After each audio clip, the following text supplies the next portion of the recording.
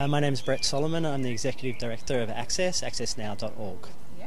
And you're a moderator tomorrow, right? I am indeed. Yes. And besides from that, of what interest is this conference for you?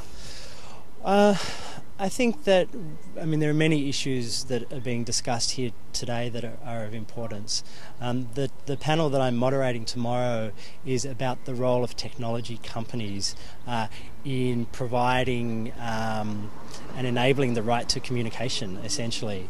And I think in the case of many companies, there has been hundreds of millions, in fact billions of people who are now able to communicate when they weren't before. But there are also challenges that are associated with that. We see issues around privacy, the privacy of people's data, of their information, their personal identity. We see issues of censorship and the role that technology companies play in enabling that to take place.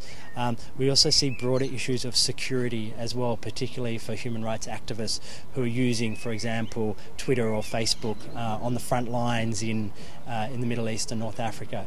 So for me, I'm very interested in ensuring that technology companies understand the human rights implications of their platforms and that they are taking the appropriate measures to ensure that those human rights are enabled and not degraded. So what do you think a conference like this can achieve?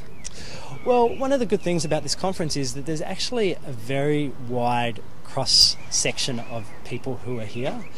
So you have activists who are facing real-life issues on the ground, paired with the policy departments from Facebook and Google, paired with decision makers at a governmental level from the Swedish government to the British government, for instance.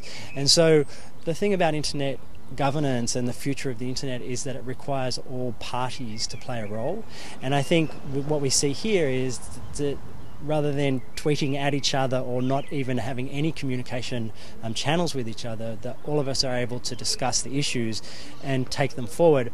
I think the challenge is to ensure that we do take them forward, because there are a number of conversations that have been happening for some time. In the meantime, we're seeing governments around the world passing pieces of legislation, for instance, that will determine the future confines of the internet without necessarily the knowledge or the input to make those decisions. And so we need to make sure right now, which is a window of opportunity to set the definitions and the foundations of the internet, that we do so in an appropriate manner that enables the user.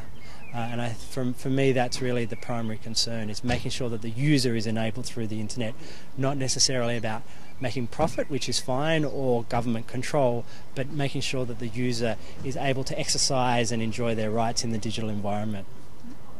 Thank you very much. Thank you. Thank you.